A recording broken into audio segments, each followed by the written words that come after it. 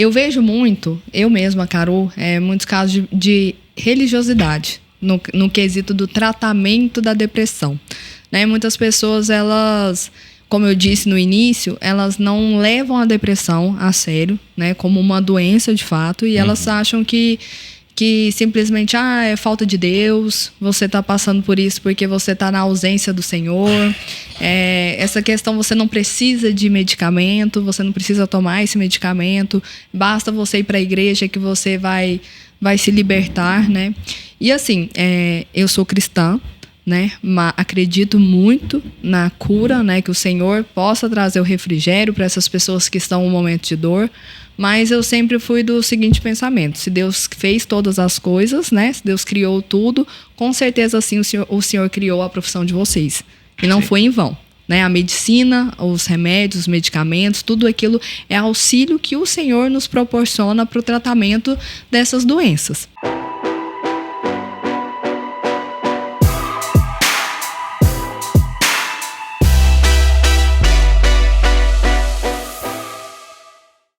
Hello, pessoal! Como vocês estão? Estamos iniciando hoje mais um episódio do nosso CaroCast.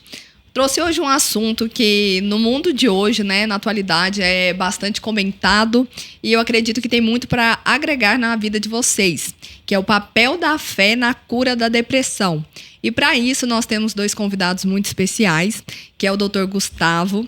Né? Seja muito bem-vindo, obrigada por estar aqui hoje, por se disponibilizar para estar ensinando um pouco a gente, falando um pouco do seu conhecimento.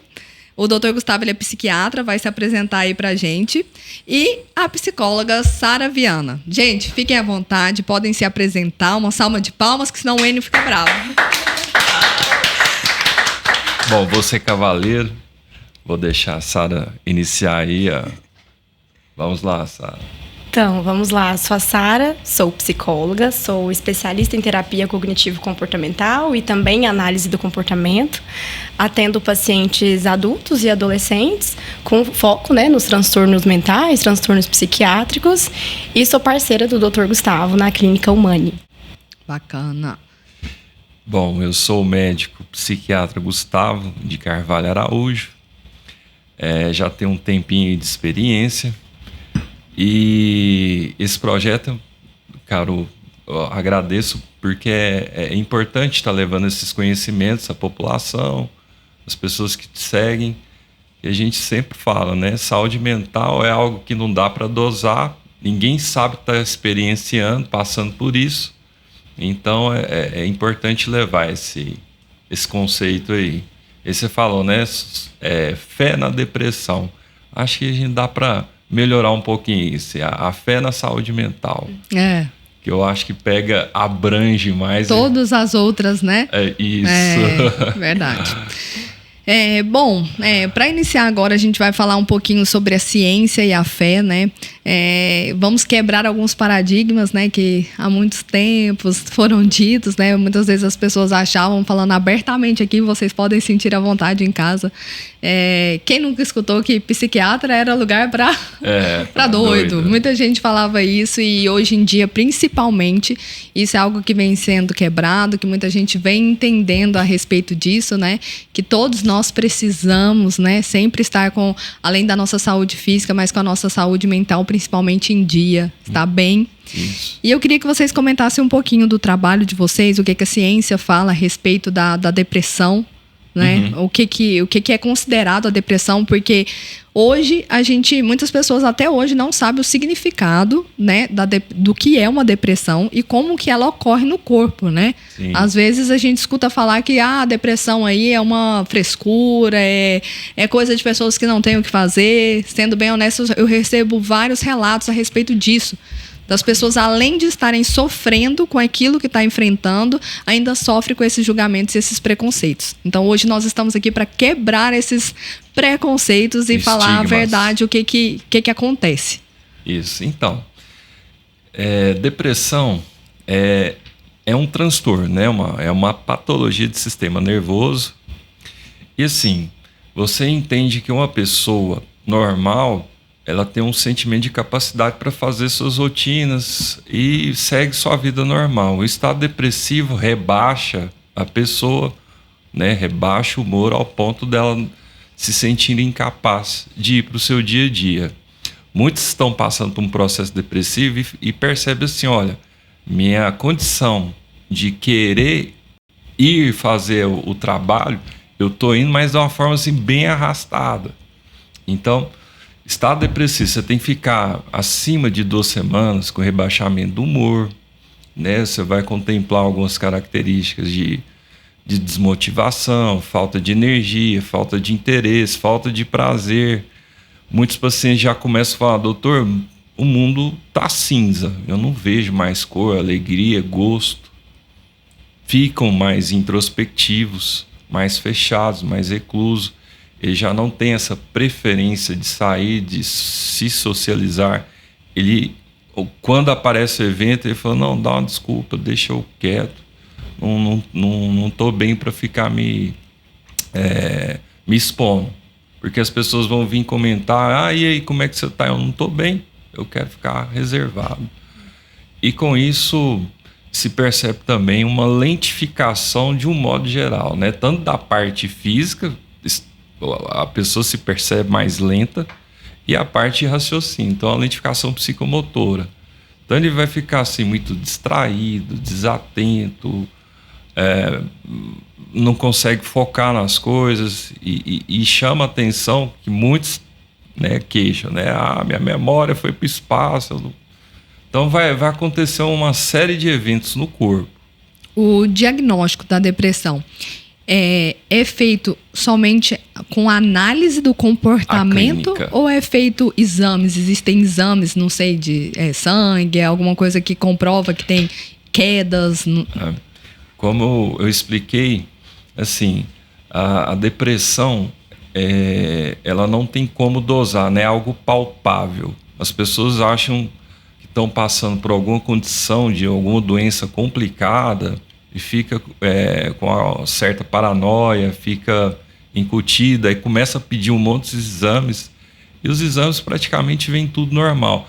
Às vezes aparece assim, um colesterol alto, mas que não justifica tudo aquilo que está acontecendo. Então, o acometimento da saúde mental, de um modo geral, transtorno ansioso, transtorno depressivo, não pega em exame. Alguns médicos dosam, vamos dosar os níveis de serotonina, vamos dosar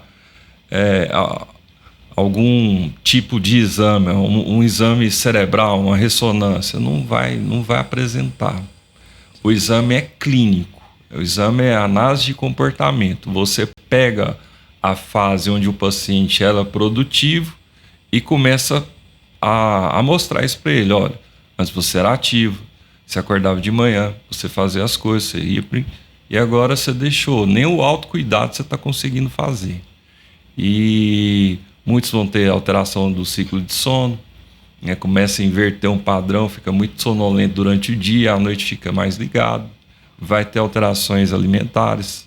Alguns vão desenvolver estados de compulsão alimentar, outros vão cortar o apetite, vai começar a ter uma perda de peso. Aí que fica incutido. Eu acho que eu estou com algum câncer, estou perdendo peso.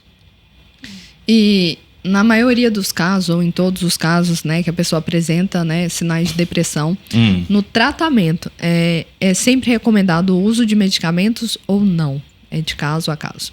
Olha, assim, processo depressivo é como você estivesse comparando com outra patologia. Então, se você teve o diagnóstico de um quadro de disfunção tireoidiana, você foi lá no endócrino, nem endócrino, né? Você faz a sua avaliação com a ginecologista. Ela pede os exames de rotina e aí fala, olha, Caro, sua tireoide está em mau funcionamento, então é uma patologia, hipotireoidismo, a gente vai ter que tratar. Estado depressivo ocorrem várias reações neurobiológicas, onde o cérebro começa a entrar em uma espécie de parafuso, né? De baixo aproveitamento, baixo rendimento. Então, toda essa neuroquímica está toda desorganizada. Então, há uma necessidade de tratamento, desde o quadro leve, moderado e a grave. O que vai mudar é o tipo de medicamento, dosagem, né? Isso. Aí cada paciente é um modelo, cada pessoa vai ter a gente vai fazer a análise e tentar entender qual seria o medicamento mais apropriado. Bacana. Sara, agora eu quero fazer uma pergunta para você. Com base nisso que o Dr. Gustavo, né, nos relatou, eu vejo muito, eu mesma, Carol, muitos casos de religiosidade no quesito do tratamento da depressão. Né? Muitas pessoas, elas, como eu disse no início, elas não levam a depressão a sério, né, como uma doença de fato, e elas acham que simplesmente é falta de Deus, você está passando por isso porque você está na ausência do Senhor. Essa questão, você não precisa de medicamento, você não precisa tomar esse medicamento, basta você ir para a igreja que você vai se libertar, né? E assim, eu sou cristã, né? Acredito muito na cura, né? Que o Senhor possa trazer o refrigério para essas pessoas que estão em um momento de dor. Mas eu sempre fui do seguinte pensamento: se Deus fez todas as coisas, né? Se Deus criou tudo, com certeza sim o Senhor criou a profissão de vocês. E não foi em vão. Né? A medicina, os remédios, os medicamentos, tudo aquilo é auxílio que o Senhor nos proporciona para o tratamento dessas doenças.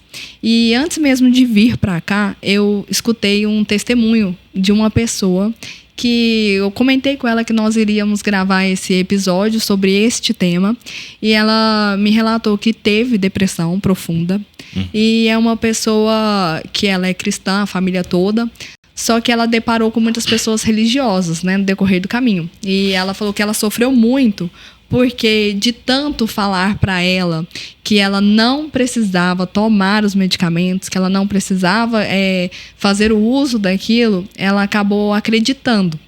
Que realmente ela falou, olha, eu não tinha ânimo para ir na igreja de fato. Antes eu ia todos os dias certinho, mas depois eu não tinha mais disposição. Comecei a tomar os medicamentos e a minha mãe falava muito para mim, não, você não precisa desse medicamento, você não precisa. E ela abandonou o medicamento e ela ficou pior. Ela estava, parece que, com um quadro de depressão, e depois que ela abandonou os medicamentos, ela ficou com uma depressão profunda. E aí teve que voltar tudo de novo, tomar um medicamento até mais forte, pelo que ela me relatou do que ela tomava antes, para poder ter essa melhora. No seu caso, como psicóloga, você trata de casos assim? O que você orienta para os seus, né, pacientes em momentos como esse? Como o Dr. Gustavo disse, como o exame é clínico, a gente não tem algo material para dizer para a pessoa, olha, isso daqui demonstra fisicamente que você tem um quadro depressivo. Então, para as pessoas, isso aumenta o estigma de que não é algo que deve ser levado a sério. Então, é uma frescura, é falta de Deus, falta de fé, inclusive nós temos sobre isso, né? E é uma das coisas que a gente mais vê em consultório. Eu poderia dizer, não fazendo uma generalização grande, mas já fazendo, que a maioria dos pacientes que eu tenho hoje de quadros depressivos que estão dentro de um contexto de uma religião, independente de qual seja essa religião, eles encontram essas barreiras no processo do tratamento. Então, dentro da terapia, o que a gente orienta? A gente vai trabalhar com quebra de crenças. E a gente vai colocar cada coisa no seu lugar. É como se a gente pegasse um armário e fosse mexer em cada gaveta. Tem a gaveta da religião, tem a gaveta da alimentação, tem a gaveta da atividade física. E a gente vai mensurar para aquela pessoa, né, no sentido psicoeducativo, da importância de cada uma dessas coisas para que ela fique bem. Mas não sendo uma coisa só a causa daquilo, ou algo que vá fazer com que ela fique bem. Não toma esse remédio não, vamos só orar que vai dar certo. Então, é um tratamento em conjunto, né? Então, dentro do consultório, o trabalho que eu faço é psicoeducativo, e aí a gente coloca a ciência no lugar da ciência e a religião no lugar da religião. Por muito tempo, né, quando a gente começou a ter estudos, né, na área da psiquiatria, encontrava-se muitas barreiras, né, dos sintomas psiquiátricos serem confundidos com questões místicas, né, com questões ali ligadas a propriamente demônios, coisas nesse sentido. Doutor Gustavo, exatamente, vai poder falar um pouquinho melhor até sobre isso. Então, com base nessa construção histórica, né, do transtorno mental, a gente se esbarra ainda nisso, né, como se houvesse uma guerra, e é uma guerra que eu falo desnecessária, que não precisa acontecer. As duas coisas, elas caminham em conjunto, como você disse, né? A medicina, ela tá aí, né? A psiquiatria, a psicologia tá aí para que a gente fique bem. Assim como as outras coisas também contribuem para a nossa saúde. Então, é importante a gente fazer essa separação para que o paciente consiga evoluir. mas não é um trabalho muito fácil. Agora, com as redes sociais, isso aumenta, né, o nosso alcance às pessoas para que a gente possa falar. Nós não estamos aqui para guerrear, a gente está aqui para trabalhar junto, pensando que a fé ela pode e ela contribui para a saúde mental, para o tratamento da depressão, né, do transtorno ansioso, mas que não somente ela ajuda, mas que existe a medicina ali também para fazer esse processo mais adequado, né, e a pessoa consiga viver bem dentro das suas possibilidades. É muito bom a gente estar vivendo, né, em tempos como esse, porque antigamente a gente via também muito esse conflito da medicina e da religião, da fé. A medicina ela era algo mais direto, você está com depressão, tem que tomar esse medicamento, tem que fazer isso e ponto final. Hoje em dia, não sei se é ao meu ver, posso estar enganado, vocês vão saber me falar melhor, mas parece que eu vejo que tem um alinhamento, né? Assim como a Sara falou, tem um alinhamento, tem as suas crenças, tem a sua fé, ambos trabalhando ali juntos, unidos, para que possam ter uma melhora daquele caso, para que possa ter, né, esse alinhamento e que a pessoa possa de fato ficar bem.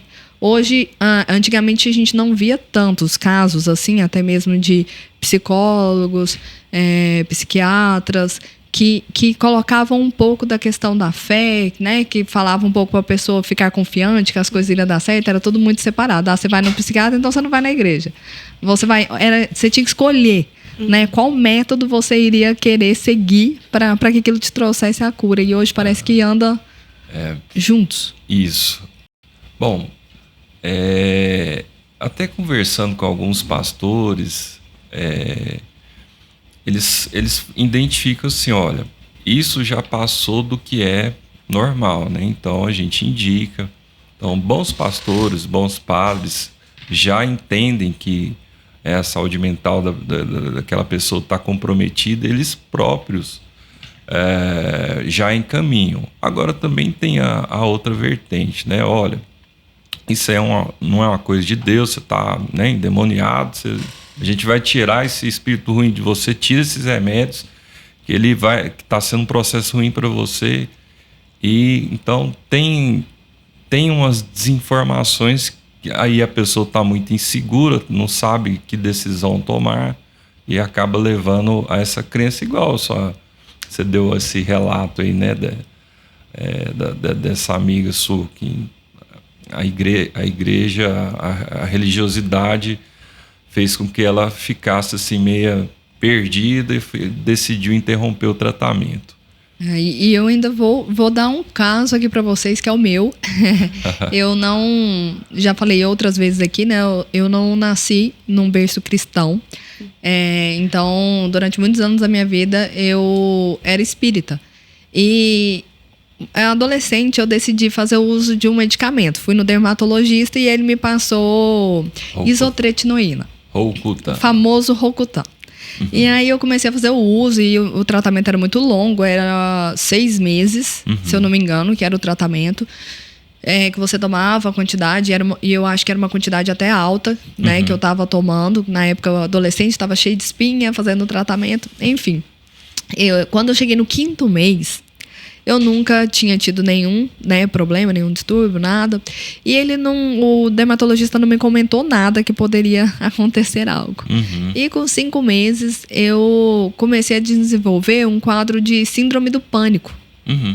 Eu ia dormir, eu fechava até a janela do banheiro, sabe? Eu ficava com medo, uma sensação assim de medo, de pavor. Parecia que alguém ia entrar em casa e tudo, e eu fechava a janela e não deixava nada, e sempre achava que tinha alguém, assim. Comecei a ficar dessa forma. E aí minha mãe percebeu, né? Viu que não estava normal, que eu nunca tinha estado daquela maneira. Só que daí, primeiramente, a gente... ela me levou num psiquiatra, amigo da família, e ele falou, não, realmente, ela está desenvolvendo um quadro assim, assim, assim. Certo. Na primeira vez que nós fomos lá, ele perguntou o que eu estava fazendo, tudo aí. Na hora eu falei que eu estava tomando um medicamento. E aí ele falou que poderia dar, né, que ele já tinha pegado muitos pacientes, que devido ao tempo de uso, né, do Rocutan, que poderia sim desenvolver casos de síndrome do pânico. E aí ele me passou um medicamento para mim tomar lá. E eu lembro que na época, por isso que eu falo, a religiosidade, gente, ela não está presente em apenas uma religião. Não é só o evangélico que é religioso, não é só o católico que é religioso. Sim. A religiosidade, ela é algo que impregna em qualquer dessas categorias de religião. Eu era espírita e aí eu lembro que eu fui no centro e aí eu cheguei lá e alguma das pessoas que estavam lá, fui contar o caso que estava me acontecendo e ele falou exatamente isso para mim. Ele falou assim, não toma este remédio. Não toma esse remédio que o médico te passou, que esse remédio vai te deixar muito pior. Você não precisa disso. Isso é apenas um espírito obsessor que está andando com você, mas a gente vai fazer a cura e a libertação. E falou tanto aquilo na minha cabeça que aquilo ali, graças a Deus, foi assim, um start. Eu falei, gente, algo está errado. Eu sempre tive esse pensamento. Eu acredito que Deus fez todas as coisas. Então, tudo aquilo que está no mundo, né, da medicina, tudo aquilo ali é para nos auxiliar. Então, se eu realmente estava precisando daquele medicamento, eu não acreditava que aquilo seria um espírito que estava me levando a aquele caso, né? E então, aconteceu comigo.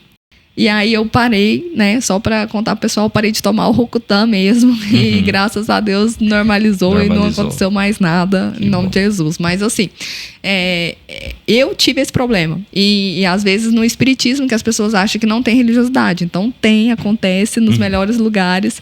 E a gente precisa, sim, eu acredito que a gente precisa da fé para nos ajudar nesses tratamentos, né? Sim. Como eu disse, eu acredito que anda em comunhão ali os dois, é como se fosse um casamento perfeito. E eu queria que vocês comentassem um pouquinho, doutor Gustavo, como que a fé ela pode contribuir, né, para o tratamento dessas doenças, como é que auxilia? Eu vou falar de situações até para vocês terem uma noção. Cada vez mais tem sido estudado. Mas eu vou sair do campo da saúde mental, vou falar sobre outro campo, que é a oncologia. Então tem estudo sobre isso, também tem estudo na psiquiatria, na saúde mental. Então fizeram um estudo, né? Os pacientes em câncer terminal e foram investigar. Então, 2 grupos. Um grupo onde a fé é muito presente, o grupo versus o grupo que, olha, já, né, tá certo, eu não perdi esperança. E nesse grupo onde não tinha esperança, fé, religiosidade, de fato, o desfecho já ocorria mais rápido. E versus o grupo que tinha fé, esperança, esse fator de espiritualidade, religiosidade, acontecia fenômeno de cura. Dentro da psiquiatria, o que tem se observado, né? Muitos pacientes dão entrada na emergência psiquiátrica em tentativa de suicídio, e alguns pesquisadores já começando a entender parte dessas tentativas de suicídio, o paciente queixando de desesperança, falta de fé, e fez o estudo. Então, tem essa ligação direta entre religiosidade e saúde mental. Se a pessoa está desesperançosa, ela está com a fé fragilizada, abalada, e ela não se assegura alguma coisa. Então, ela fica fragilizada para o ponto dela cometer o ato contra ela mesma. E quem está com a fé, a religiosidade mais presente, ela rompe isso aí. Ela consegue passar por esse momento, né, se apegando à sua fé. Então ela consegue sair com resolver o quadro com mais facilidade. É claro, né, com tratamento e tal. Então tem esses estudos falando sobre isso. A gente vê muitos casos, né, de pessoas que estão passando até por câncer mesmo, né, que eu já presenciei os 2 lados. Já presenciei de pessoas que realmente desistiram e de pessoas que realmente lutaram e que se apegaram à fé e que elas acreditavam que todos os dias iriam vencer, né? Estive presente nesses 2 lados e uma coisa que eu posso falar pela experiência que eu vi, exatamente isso que o Dr. Gustavo nos falou. A pessoa que ela tinha a esperança de que ela iria vencer, né, de que tudo iria melhorar, até os dias dela enfrentando por essa doença eram dias mais produtivos. Sim. Eram dias, a pessoa não entregava as pontas, sabe? A gente teve um caso recentemente até de um tio muito querido, que ele lutou até o último instante com câncer. Ele falava que, né, iria vencer, que iria melhorar, e durante todo esse trajeto aí trabalhou, teve ânimo, viajou, aproveitou os últimos segundos lutando mesmo, sabe? E a gente percebe que até a fisionomia, o jeito da pessoa é algo diferente, né? É algo, assim, os olhos brilham ali, ela não entrega as pontas, ela luta com tudo aquilo que ela tem. Você, Sara, como psicóloga, passa muito por casos assim? Sim, e, Caru, é uma das coisas que a gente mais percebe, porque quando a gente trata do aspecto psicológico, a gente entende ele, né, as nossas emoções, os nossos comportamentos, como resultado das interpretações que a gente faz daquela realidade. Por isso que a gente vive uma mesma situação e eu tenho uma percepção sobre ela, você tem um significado sobre ela e o Dr. Gustavo também. A mesma situação aqui agora, nós estamos aqui no podcast conversando sobre saúde mental e fé, mas talvez os pensamentos que eu tenho sobre isso são diferentes dos seus e do Dr. Gustavo também. Isso produz em nós reações emocionais diferentes. Então, quando a gente pega o aspecto da fé dentro desse contexto, uma pessoa que tem uma fé, e não é uma fé em algo específico, né? Não necessariamente precisa ser em um santo fulano de tal, ou num Deus daqueles moldes que eu e você acreditamos, por exemplo. Mas quando ela tem uma fé de que as coisas podem melhorar e de que há uma nova percepção sobre aquele mesmo evento, mesmo que seja um evento negativo, mesmo que seja uma situação ruim, a gente percebe uma melhora no humor. É quase como se aconteceu uma coisa e essa coisa é ruim. Eu não estou falando aqui no sentido de a gente enxergar coisas positivas em situações negativas, mas do limiar dessa percepção ser diferente. Uma pessoa desesperançosa, uma pessoa que não tem fé, ela vai olhar aquilo de uma maneira catastrófica. Então, isso vai gerar nela o quê? Reações emocionais negativas. Rebaixamento de humor, não quero fazer mais nada, a vida não tem sentido nenhum. Então, para que eu vou estar aqui? Seja no campo da saúde mental ou numa doença oncológica. Agora, uma pessoa que tem uma fé, uma estrutura psicológica de que acredita que as coisas podem melhorar e que ela vai se beneficiar daquilo, ela enxerga o mundo de um jeito diferente. Enxergando o mundo de um jeito diferente, ela tem reações emocionais diferentes, mais saudáveis, mais adaptativas. Então, eu sempre falo para os meus pacientes em consultório, a gente não vai modificar, às vezes, o contexto da sua vida.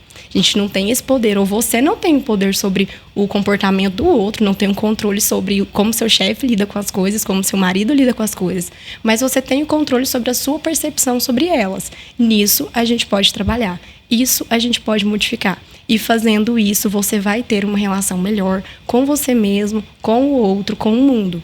E aí a fé entra nessa perspectiva mesmo, de você ter uma fé para enxergar o mundo de um jeito melhor.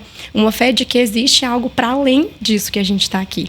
Porque como o Dr. Gustavo disse, uma pessoa que, por exemplo, no caso de um suicídio, ela rompe com muitas barreiras. Antes da gente entrar, eu estava conversando com a esposa do doutor sobre isso. Pessoa que tem ideação suicida, ela rompe com a barreira do relacionamento. Então, não quero estar aqui. Então, ela não pensa, às vezes, no casamento, não pensa no filho. Mas eu já vi muitos casos em consultório de que, por conta da questão da fé, da própria religião, não, mas eu vou tentar mais um pouquinho, não vou fazer isso, não, porque eu entendo que tem algo para além disso daqui. Então, eu vou me esforçar para que isso melhore. E aí a gente tem resultados melhores do que uma pessoa que não acredita em nada. Quem não acredita em nada não luta para nada e fica no mesmo lugar, ou às vezes vai para um lugar pior do que uma pessoa que acredita. Sim. E nessa aí, como que a gente faz, né, que vocês lidam com isso no dia a dia, como construir, né, um diálogo entre a ciência e a religião? Bom, é um assunto que a gente sempre tá lidando ali no dia a dia, né? Então, a gente sempre tá tentando mostrar para os pacientes, olha, o que você entende, onde você pode se posicionar, pisar, né? A gente está te mostrando, mas tem aquele lado espiritual que a gente fala, você tem que se apegar, né? Então, acho que Sara, nesse aspecto até mais comportamental, ela tem um papel bem fundamental sobre isso, de fazer essas orientações, mas sempre nas minhas consultas, uma das coisas que aquela análise inicial ali está perguntando, né? Sua idade, né? O seu estado civil. E eu faço essa pergunta: e sua religião? E aí muitos pacientes, sim, doutor, sou cristão, doutor, sou ateu. Olha, só te explicar, né? Eu não quero ficar falando sobre convicção religiosa, mas isso é um papel importante aqui, porque tem pesquisa sobre isso, né? Então, a fé, a espiritualidade, uma pessoa que está mais presente, ela tem melhor desfecho do que uma pessoa que está mais afastada.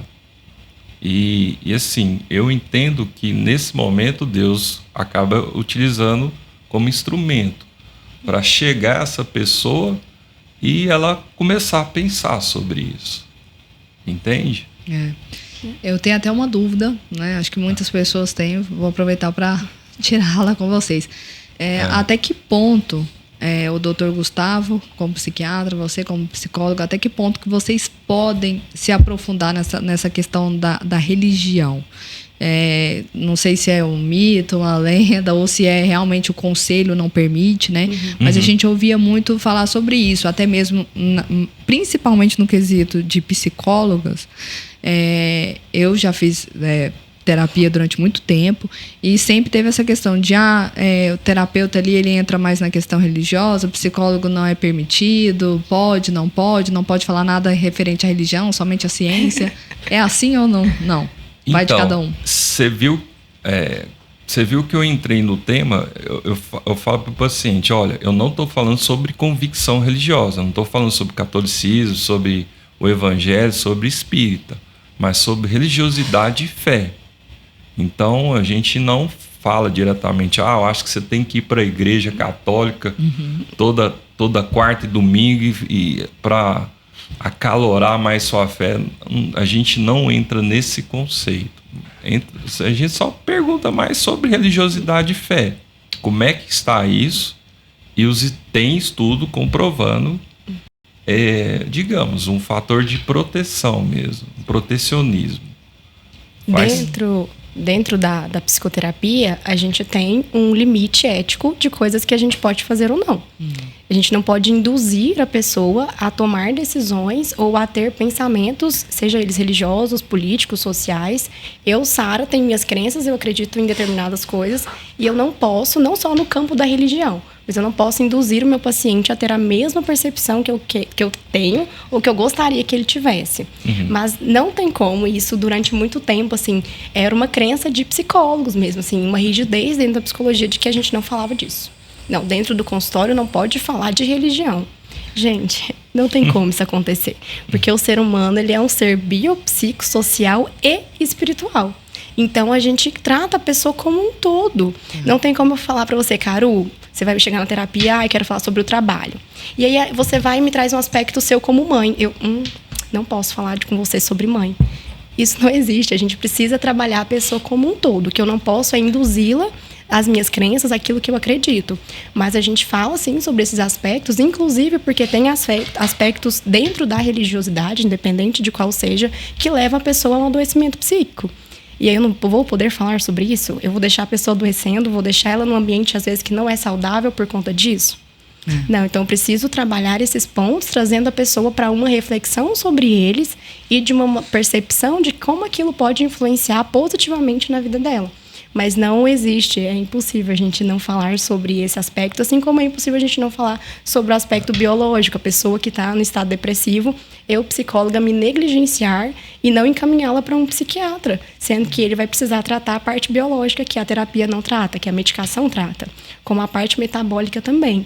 Então, o que eu costumo fazer é falar sobre os pilares da saúde mental com o meu paciente. Ele chega com determinada questão, mas eu vou perguntar sobre as outras, que são alimentação, a atividade física, a própria fé, a questão da religiosidade, se vai no psiquiatra, se não vai, como que está a questão física mesmo, há quanto tempo que não vai no médico, como que está o sono, porque tudo isso influencia em como a pessoa está. E não dá para eu tratar uma coisa sem tratar o todo, né? Então, a gente não tem resultados desse jeito. Então, é nesse sentido, olha, isso daqui é importante para você, Caru, vamos trabalhar todas essas áreas? E aí, a gente vai trabalhando área por área para que a pessoa fique bem. Até mesmo eu costumo dizer que é impossível Caru, tudo que eu faço eu coloco a presença de Deus, né? Se é no meu trabalho, se é fora, se é na minha vida social, em tudo aquilo que eu faço, eu coloco sempre Deus nos meus planos, né? Então, isso foi uma dúvida que eu sempre tive. Eu também sou advogada e eu falava, e agora? Às vezes você vai lidar com uma né? Quando eu advogava, eu pegava algumas causas e eu falava, eu sempre acabava comentando com as pessoas essa questão da parte de colocar o Senhor, entregar a Ele todas as coisas, né? E confiar nele mesmo. Então, da mesma forma, eu acredito que com as pessoas que estão passando por esse quadro, né, depressivo, que elas têm que andar em comunhão, né? Que a gente tá, às vezes, igual o Dr. Gustavo disse, Deus usa as pessoas como instrumento dele, né? E vocês são instrumentos do Senhor aqui nessa terra. Você na sua área como psicólogo, o Dr. Gustavo como psiquiatra, vocês usam da ferramenta que o Senhor proporcionou para trazer paz, para trazer a palavra dele. Eu não sei se já aconteceu com vocês, mas quando a gente menos espera, a gente é usado para trazer uma palavra, para trazer um conforto para uma pessoa que às vezes não tinha o conhecimento. Nas horas mais improváveis da minha vida, em momentos que eu falava assim, não, aqui não tem o que ser dito, uma fila de banco já aconteceu, às vezes você ter uma atitude, você se deparar com alguém e você trazer um conforto, uma palavra para aquela pessoa e aquela pessoa ter um choque de realidade, uma mudança de atitude através daquilo que você representou para ela. Então, acredito que assim, às vezes pessoas possam chegar lá no consultório de vocês sem esperança, né? Sem ter o conhecimento, às vezes, da palavra de Deus e sair de lá cheio da presença, cheio de força, de ânimo, de vontade de lutar pela vida, de passar por esse obstáculo. E isso cai bem, assim, você falou sobre testemunho, queria te passar esse relato do testemunho. Então, eu sempre fui muito roqueiro e tem essa relação de rock com outra parte e essas questões meias polêmicas. Mas dentro das bandas que eu escutava, teve algumas músicas que me chamaram a atenção e eu fui buscar, assim, olhar de fato a letra e falava assim, basicamente uma letra me chamou a atenção, né? Vocês estão se apegando ao que está escrito nas pedras sobre os mandamentos, né? Sim. E aí aquilo me atingiu, eu comecei já vinha acompanhando um influenciador que é bem religioso, e isso foi me transformando cada vez mais, entendendo mais meu papel, né, como médico, psiquiatra, e levar a mensagem, a palavra para os pacientes, né? E todo dentro desse contexto, a gente fez uma experiência de trabalho, né, voltada para empresariado, e aí cada vez mais entendendo esse conceito, e aí surgiu também o conceito da Clínica Humane, para fazer esse trabalho integralizado, buscando pessoas, parceiros, colaboradores também que tinham a mesma ideia. Então, a Humane, não que a Humane é uma clínica religiosa, não. A gente quer demonstrar para os pacientes a importância da religiosidade como complementa ali o tratamento. Porque ela tendo mais fé, ela consegue romper, sair dessas fases complicadas de vida. Então é um testemunho assim que eu acho válido, porque quem me conhece antes, né, e esse ano eu acabei batizando também na igreja evangélica, e o pastor até falou assim, seu nome a partir desse momento é descanso, porque as pessoas vão olhar para você, elas vão sentir paz, tranquilidade. E realmente muitos pacientes já me deram testemunho, doutor, eu não sei o que aconteceu. Depois que eu vim com o senhor, né, eu senti uma paz, melhorei demais, estou muito bem, voltei a ficar... voltei para o meu padrão que eu era antes, mas eu só tenho que te agradecer. Alguma coisa diferente aconteceu. Glória a Deus por isso, né? Claro, e eu acho que é importante isso, nós estarmos inseridos dentro desse contexto para aproximação. Porque se nós, psiquiatras, psicólogos, a gente fica dentro da nossa bolha e a gente não rompe com essa rede de pessoas, a gente potencializa os estigmas, né? Com e certeza. Quando a gente está dentro desse movimento, né? Eu vim de um lar religioso, meu pai era pastor. contar o meu agora? Vamos lá. Pós o falecimento do meu pai, eu escolhi ser psicóloga por conta disso, né? A minha mãe, ela foi acometida por um processo depressivo, já é paciente do Dr. Gustavo, inclusive. Ela foi acometida por esse processo depressivo com depressão e síndrome do pânico. E dentro desse aspecto religioso, a gente não encontrou o tratamento, porque não era ali somente o tratamento, né? E olha que nós viemos deste lugar, minha mãe, esposa de pastor. E o tempo foi passando, minha mãe oscilava cada vez mais, eu acompanhava ela naquele movimento. Foi quando eu tive acesso a uma psicóloga dela, que fez com que ela melhorasse um pouco, e eu falei assim, acho que eu quero ser psicóloga, eu quero fazer isso daí. E foi onde eu escolhi, né, ser essa profissional que eu sou hoje. E quando eu pego pacientes que vêm desse contexto religioso, né, seja ele cristão ou espírita, e a gente fala sobre essas coisas, a gente quebra esse padrão, essa rigidez de que eu não posso ir no psicólogo, não posso ir no psiquiatra. Não, você pode, estar tudo bem. Você vai na igreja, vai no psiquiatra, vai no psicólogo, vai na academia, vai no personal, vai na Nutri e fica bem. Porque tudo faz parte. Agora, se a gente se exclui e se coloca nesse lugar até de intocável, que foi um lugar que psicólogos ficavam durante muito tempo, né? De uma rigidez extrema, que se você visse o psiquiatra ou o psicólogo na rua, você não podia cumprimentar. A gente quebra isso. A gente consegue acessar mais pessoas. A gente consegue fazer esse bem. E eu acho que dentro do movimento ali, como nós estamos aqui dentro desse contexto do cristianismo, né? Acho que seria isso que Jesus falaria para nós. O que a gente tem que fazer? Não é estar inserido nesse lugar? A gente não tem que levar luz? Como que eu vou levar luz se eu não for até lá? Se eu não falar para as pessoas, ei, estou aqui, vamos. A gente pode ficar bem dentro desse contexto. Isso para mim é o principal, porque falando sobre a ótica, né, da religião mesmo, foi um paradigma que tem sido quebrado também dentro das igrejas. Que as pessoas achavam que para você servir a Deus, você tinha que servir necessariamente dentro da igreja, né? Sim. Que o servir a Deus era basicamente você estar entre as quatro paredes ali, servindo, trabalhando ali. E eu vejo como muito além, né? Hoje as pessoas também veem. Eu vejo que o Senhor, os planos que Ele tem para nós, é que Ele tenha seus filhos em todas as esferas. Que Ele tenha seus filhos na medicina, que Ele tenha seus filhos na advocacia, que Ele tenha representantes, instrumentos dele na política, na educação. Não apenas, vamos dizer assim, na bolha, né? Na bolha ali, o pessoal costuma muito falar, na bolha gospel, não. Porque são nesses momentos exatamente que você vai ser instrumento, que você vai ser usado para alcançar mais pessoas.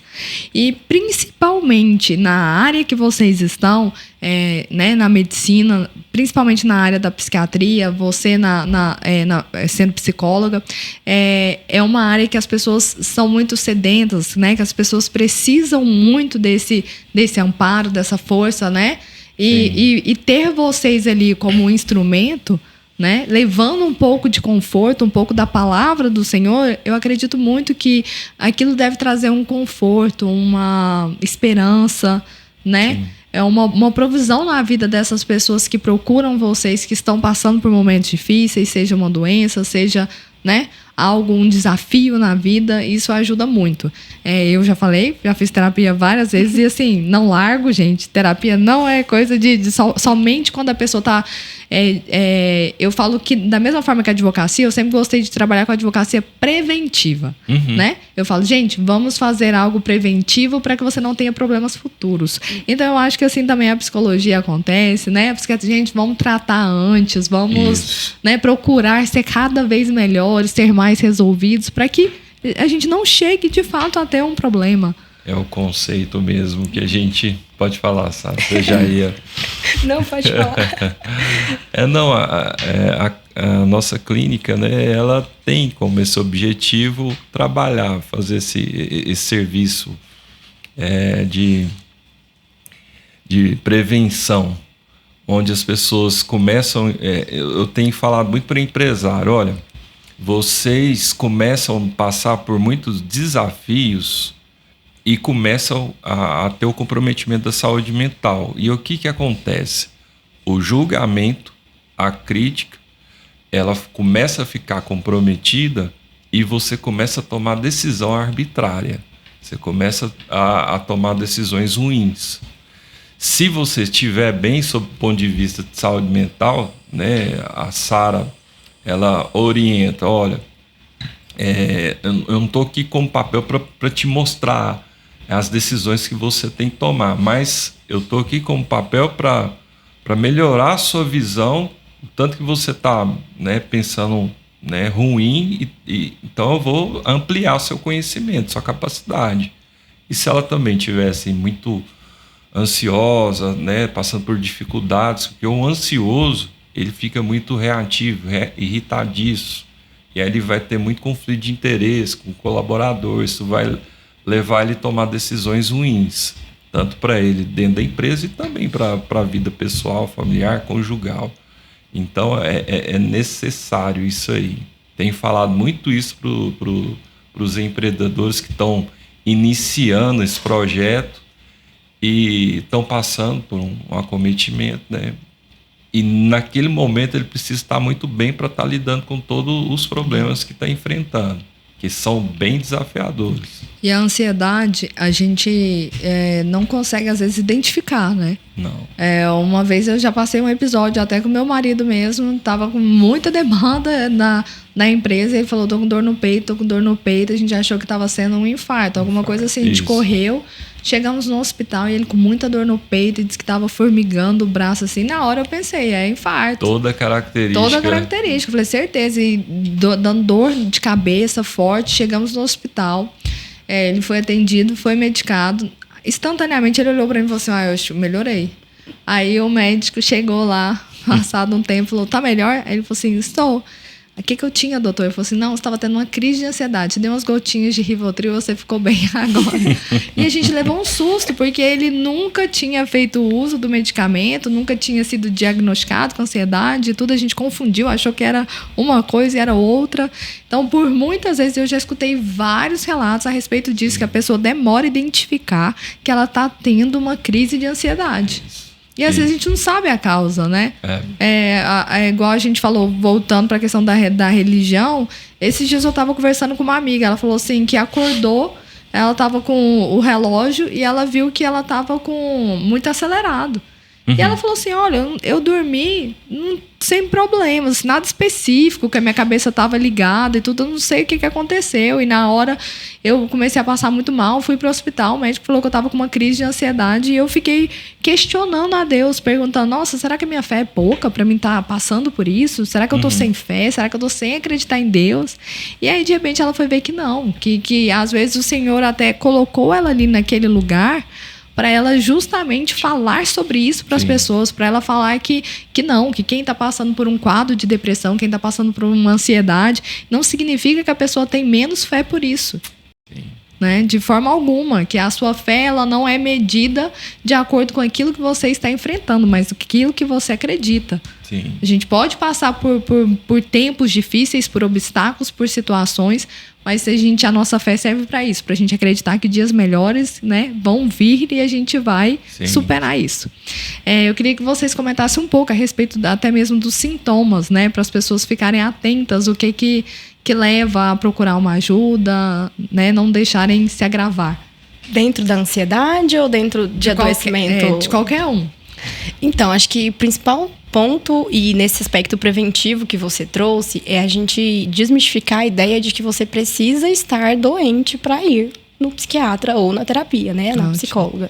É importante você entender que a terapia, ela tá ali. É como um dispositivo, é como tomar um banho, é como ir para academia, é como se alimentar. E ela vai te ajudar em situações simples do seu dia, né? A gente tá aqui para te ajudar com situações corriqueiras, seja uma questão ali no trabalho, uma questão no casamento, uma orientação na criação de filhos, sabe? Algum problema que você esteja enfrentando com você e a sua autoestima, não necessariamente precisa estar ligado a um aspecto de transtorno de ansiedade, a um aspecto de transtorno depressivo, né? De transtorno de humor. Mas de situações corriqueiras para que a gente prevê, né? A gente vai prevenir de chegar no ponto de uma crise de ansiedade, né? De uma situação até mesmo do desenvolvimento de algum transtorno. Então, a gente tem essa ideia de levar a terapia, a psiquiatria nesse movimento. Agora, pensando em sinais e sintomas, assim, de uma exaustão mental, irritabilidade alta, oscilação de humor constante, assim, às vezes eu passo por períodos muito tristes, ou períodos muito bens, uma desesperança que aparece muitas das vezes, né? Em termos da ansiedade, por exemplo, a gente vai sentir os sintomas físicos da ansiedade, que são os que você relatou que sua esposa teve, né? Taquicardia, sudorese, vai suar, formigamento, uma sensação de estar em alerta o tempo inteiro, pensamentos do tipo catastrófico, né? Sempre pensar que o pior vai acontecer, não enxergar o mundo de uma perspectiva mais funcional, que a gente chama, né? Avaliando todos os pontos, o seu juízo fica prejudicado ali na tomada de decisões, problemas na sua relação interpessoal, a questão do sono é uma questão importante que a gente percebe que tem uma alteração. Então, esses são sinais ali que podem nos dizer que você não está tão bem mentalmente, que é importante procurar ajuda. E não necessariamente está dentro de um transtorno, mas está dentro ali de um movimento mesmo, de um adoecimento, e que a gente pode prevenir para não se tornar algo grande, né? Acho que o ponto principal é você entender assim, perdeu a qualidade de vida. Então você tinha um padrão de funcionamento, você perdeu a qualidade de vida. E aí você começa a observar situações de comportamento que antes não era visto. Insônia, irritabilidade. Você imagine, Guilherme, seu marido, ele tá chegando um cliente, ele já fala assim, não quero receber. Não tô bem para atender essa demanda, eu tô assim, com a cabeça cheia e eu não quero atender. Guilherme, você precisa dar atenção, tá tendo problema, ele precisa... Não, eu tô cansado de problema, eu não tô aguentando isso aqui mais. Então ele começa a você entender que o padrão de funcionamento tá fora do normal, né? E aí, sim, fisicamente, como o Sara descreveu, os pacientes eles vão ter, né, desde sintomas de humor e sintomas ansiosos, né? Humor, rebaixa o humor e aí cai o que a gente chama de o estado volitivo, né? A volição é essa capacidade do paciente resolver fazer as coisas. E a ansiedade, ela se traduz nesses pensamentos catastróficos, antecipação a eventos. Doutor, meu pensamento não para nem um minuto. Na hora que eu deito na cama, parece que liga e eu fico com aquele pensamento acelerado. Eu não consigo relaxar, entrar no sono.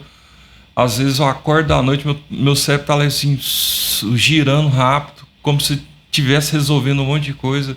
Então, tudo isso aí já a ansiedade já bem comprometida. Alterações alimentares, alterações cognitivas. O paciente começar a perceber que está muito... Olha, eu sento para resolver, não consigo focar, aí a minha tendência é ficar procrastinando, deixando tudo para depois, acumulando função, me gerando mais ansiedade, porque eu não estou conseguindo resolver, e tendendo a procrastinar mais ainda.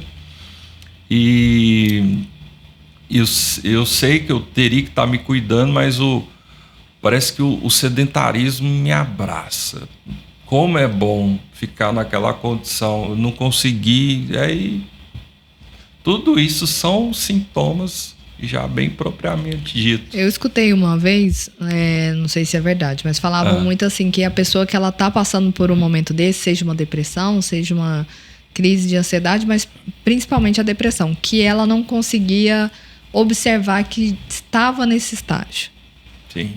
Que a depressão era algo que geralmente era identificado por algum familiar, alguma pessoa próxima que identificava, porque a pessoa em si ela não tomava, não tinha consciência de que estaria enfrentando isso. O insight. É verídico isso, acontece muito, ou tem pessoas que identificam e chegam lá por conta própria e falam, não, eu percebi que estava tudo errado comigo.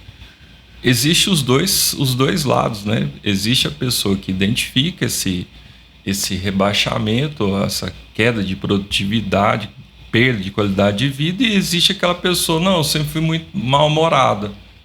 E aí o familiar, não, você não tá difícil conviver, você não tá entendendo, você não tá enxergando isso. Então, o doutor trouxe ele, não queria vir, né, mas tá assim, não dorme direito, tá muito nervoso, tá maltratando o filho, tá próximo de perder o emprego devido às dificuldades de relacionamento interpessoal com os colaboradores. Então, eu preciso que o senhor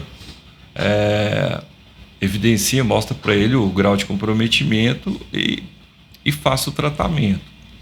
E, doutor Gustavo, acontece de pessoas, né? A gente, às vezes, nós lidamos com pessoas difíceis, né? Pessoas incontornáveis, né? E eu falo que essas pessoas fazem parte porque elas também nos moldam, né? Mas, muitas vezes, a gente acaba negligenciando.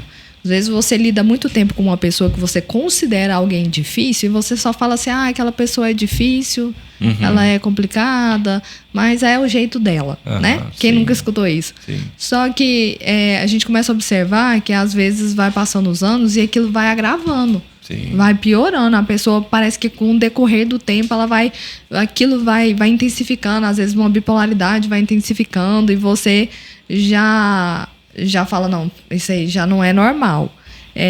Acontece da pessoa às vezes já ter um início, né, de algo, de estar passando por algo e não fez o tratamento, não procurou ajuda e aquilo vai intensificando com o decorrer do tempo. Seria importante falar só uma divisão, né? Existe o que é transtorno e existe problemas de personalidade. Então a gente chama eixo 1 e eixo 2. Eixo 1 são os transtornos psiquiátricos, eixo 2 são os transtornos de personalidade. Então tem pessoas que têm características de personalidade que vão dificultar o manejo dele do dia a dia. É visto como essas pessoas difíceis. Agora tem pessoa que você conhece, nossa, a pessoa era tão tranquila, lidava bem com a vida dela, e de um tempo para cá ela foi decaindo, muito autoritária, muito rígida, muito nervosa, está dificultando o relacionamento com todo mundo, então se tornou uma pessoa difícil. Então, provavelmente ela se inseriu no que a gente chama do eixo 1, com algum tipo de transtorno. Agora tem pessoas que têm problemas de personalidade mesmo, são aquelas pessoas que manipuladora, que fazem coisas ruins para atingir alguns objetivos que ela necessita, né? Sara sabe muito bem de ser, acho que até melhor que eu. Por exemplo, na questão da bipolaridade, né? Porque eu acho que isso foi muito vulgarizado, assim, né? Todo mundo, você não pode fazer bipolar demais. Fulano é bipolar. Misericórdia. Então, assim, a gente não sabe nem o que é bipolar mais, né? Porque todo mundo é bipolar, se você for pelo contexto que as pessoas falam. A bipolaridade, ela é uma doença? Ela é um desvio de personalidade? Não, bipolaridade é transtorno mesmo, psiquiátrico. Não é desvio de personalidade. Agora existem transtornos de personalidade que mimetizam sintomas da bipolaridade. Então tem pessoas que têm transtorno borderline, personalidade borderline, são muito impulsivos, explosivos, oscila muito o humor, vai de 0 a 100 assim, num piscar de olhos. Então se confunde com transtorno bipolar, porque tem características muito sobrepostas, assim, muito parecido um com o outro. Então, aí nesses casos de pessoas que têm esse transtorno, né? E não foi, às vezes, assim, né? Diagnosticado, não foi cuidado, não foi tratado. Com o decorrer dos anos, isso se intensifica. Sim. Fica mais, assim, aparente.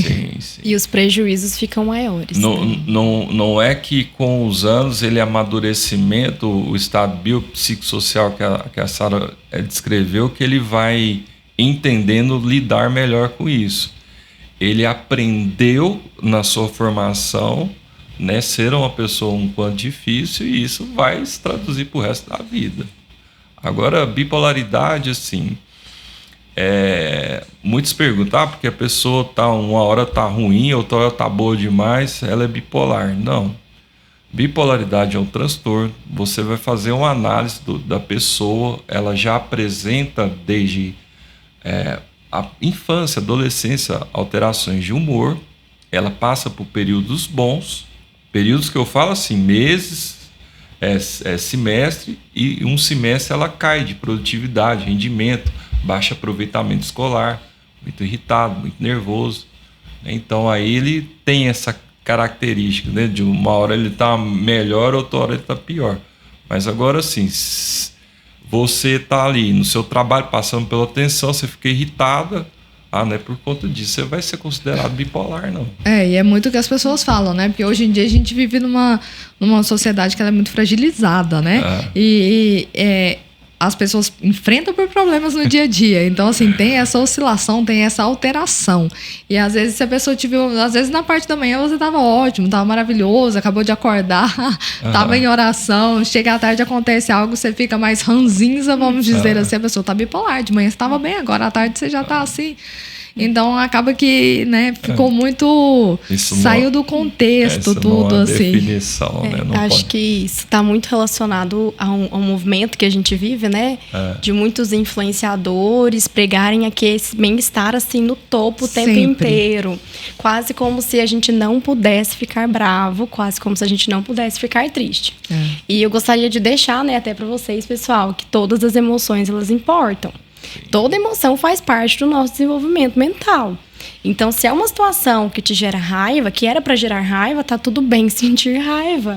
O que a gente pensa em termos de saúde mental, é importante a gente falar, é do quanto que isso te gera prejuízo. Ah, você ficou com raiva e você quebrou seu escritório? Não, então, peraí, isso aí tá disfuncional. Agora, você ficou com raiva porque alguém realmente foi sacana com você em uma situação, ou porque você errou em alguma situação que não poderia errar, e aí você fica frustrado e tá tudo bem ficar frustrado? Ok, agora você ficou remoendo isso por semanas? Não, então aí a gente tem um problema. Então, acho que é importante a gente falar para as pessoas sobre isso. De que saúde mental não está relacionado a nós estarmos sempre bem. Saúde mental não é associado à felicidade. Saúde mental não é sobre você ser feliz o tempo inteiro. É sobre você sentir as suas emoções, sejam elas emoções desconfortáveis, saber lidar com essas emoções desconfortáveis e ter uma qualidade de vida. Ainda que você fique triste, ainda que você fique com raiva, ainda que fique ansioso, porque são reações naturais do nosso corpo, são importantes para o nosso processo de desenvolvimento. É perigoso, inclusive, para esse lugar, né? De, não, eu estou bem mentalmente se eu estou 100% feliz. Se tiver alguma coisa que me desorganiza, então eu não estou bem mentalmente. Aí a gente já coloca pessoas em lugares que elas não precisam estar, e aí que aí sim podem gerar um prejuízo mental maior lá na frente. Então é muito importante a gente falar sobre isso, de que todas as emoções importam, que a gente sente todas elas e que é importante a gente sentir todas elas. Senão a gente vê um tanto de pessoas pregando uma vida que não existe, uma comparação gigantesca com essas vidas que não existem, com esse bem-estar emocional que é impossível de alcançar, e pessoas ficando frustradas e não vendo sentido na sua própria existência, porque se compara com outro ali que não demonstra suas emoções, mas que sente. Porque a gente não controla desse jeito, né? Vocês acreditam que estamos vivendo em um tempo no qual as pessoas se encontram mais fragilizadas? Bom, acho que culturalmente a gente está passando por muitas transformações, né? E isso está exigindo cada vez mais da capacidade de cada um. Então está todo mundo tendo que trabalhar num limite que antes não era visto, né? Em termos de performance, de desafio. Então a gente entende que isso, essa demanda vai exigir muito da pessoa e provavelmente vai acabar cometendo a saúde mental, sim. Porque honestamente, essa é uma geração que me preocupa muito. Sou mãe, né? Meu filho tem 4 anos e eu fico muito preocupada com as futuras gerações, né? Eu, graças a Deus, conheço o amor de Cristo e eu falo que a gente tem que colocar Deus em tudo realmente, porque eu acho que sem Ele a gente não consegue viver nesse mundo, né? Sim. De aflições e de desafios. Mas eu tenho 29 anos, então não estamos falando de tanto tempo assim, né, gente? Na minha época de escola, eu comento isso com todo mundo. Eu falo, gente, na minha época não tinha nem a palavra bullying. Aí a gente sofria bullying. Eu lembro que, assim, eu mesma, eu era feia, mas feia. E o dente grande e tudo. E o pessoal falava, e abridor de lata, isso e aquilo. E eu não sei o que acontecia, mas a gente não era tão fragilizado assim, sabe? Sim. Eu lembro que eu recebia essas ofensas, devolvia, tava tudo certo, e a vida seguia, e os dias passavam, tava tudo bem. Nada me aconteceu por eu ter sofrido essas coisas. No mundo de hoje, principalmente, até mesmo, né, quem tá lidando ali diretamente nas redes sociais, você tem que ter cuidado para tudo. Você tem que ter cuidado para falar tudo, porque se você falar da felicidade, você está prejudicando quem está triste. Se você está falando se você posta alguma coisa, uma comida, você tem que tomar cuidado com quem está passando fome. As pessoas parecem que elas se encontram meio perdidas, totalmente fragilizadas e cheias de problemas, né? Sim. Eu falo até que na empresa mesmo, eu falo, pessoas que sabem resolver problemas são pessoas caras hoje, difíceis de encontrar, porque hoje você encontra muita gente para te trazer problemas, mas não para resolver. Vocês conseguem teve esse aumento de fato de pessoas mais fragilizadas ou a gente que passou a perceber sempre foi assim? Não, sempre existiu, só que é o que eu te expliquei, né? Com esse desenvolvimento que está acontecendo em termos de sociedade, você hoje, um funcionário seu, ele tem que ter uma performance muito boa, isso exige muito da capacidade dele, e aí é onde eu acho que entra em parafuso, né? Só que década de 80, 70, culturalmente está bem diferente. Então, as pessoas estão sendo criadas de um formato diferente. E eu explico muito isso para os pacientes. Olha, esse processo de formação que a gente tem, a infância, você está desenvolvimento nessas habilidades emocionais, afetivas, sociais, habilidade de aprendizado. E se isso impacta ali no início, vai ter consequência lá na frente. Então você compara. Antigamente a gente não tinha, né, esse excesso de informação, acesso fácil a esses tablets que já deixa a criança muito ansiosa. Então, essas crianças estão sendo formadas hoje, provavelmente vai configurar alguma coisa lá na frente. É verdade. Bom, pessoal, estamos caminhando aqui para o fim do nosso episódio. Eu queria que vocês deixassem as últimas considerações, que vocês deixassem um conselho, né, para as pessoas que estão em casa nos assistindo, nos ouvindo. O que vocês têm para falar sobre, né, a saúde mental? O que elas podem fazer para se preservar mesmo? Vamos lá, Sara. Bom, acho que dentro do nosso tema, né, ter fé de que dias melhores virão e que as situações aversivas e tristes, elas ocorrem, elas acontecem, fazem parte da vida, mas que elas não são fim. E é importante a gente ter essa perspectiva de assim como a gente não está 100% feliz o tempo inteiro, a tristeza ela também não é 100% o tempo inteiro. Então, as fases, elas passam, assim como o dia vira noite. Então, é importante você ter essa perspectiva de que, por mais ruim que esteja, há uma esperança, uma fé de que as coisas podem melhorar em termos da saúde mental, de você se perceber como um todo, de se cuidar como um todo, né? Então, cuidar do sono, da alimentação, do aspecto físico, do aspecto da religião, do aspecto da sua saúde mental, do trabalho, gastar tempo com a sua família, estar próximo de pessoas que você ama, entender que, por mais que a grama do outro pareça ser mais verde, a gente não tem uma perspectiva 100%, 360 sobre a vida do outro, porque o outro mostra pra gente só aquilo que ele quer mostrar. Então, a comparação é um caminho que vai nos levar ao fracasso e a um adoecimento. Então, ter cuidado com esses aspectos e não ter medo de procurar ajuda, de que tá tudo bem se você precisar fazer terapia, precisar ir no psiquiatra, que não é para doido. Terapia não é para quem tá com falta de Deus ou com falta de fé ou que não tem Deus na vida. É um tratamento assim como ir no dentista. Então, a gente precisa dar nome e lugar de fala a cada uma dessas coisas para que a gente não perca pessoas, né? Para que a gente consiga viver bem. Principalmente quebrar esse estigma, né? Porque saúde mental, procurar um psiquiatra, psicólogos, você não é fadado, né? Você não é uma pessoa fraca, você não é uma pessoa de Deus. Isso não é, eu sou doido. É quebrar esse estigma, né? É uma parte da medicina como a outra qualquer, assim como a pessoa que adoece de pressão alta precisa procurar um médico para tratar. Então, a psiquiatria e a psicologia entra nesse cenário para prover, né? Dar mais qualidade de vida. E é isso. Bom, pessoal, então fica aí para vocês, né? Vocês são fortes simplesmente pelo ato de procurar cada vez serem melhores, né? Tudo como eu disse aqui, tanto a medicina, a ciência, a religião estão aqui sempre para ajudar, para que possamos ter uma caminhada melhor, né, nessa jornada que estamos passando aí. Quero muito agradecer a presença de vocês. Obrigada, doutor Gustavo. Obrigada, Sara, por ter vindo aqui, por terem contribuído tanto conosco.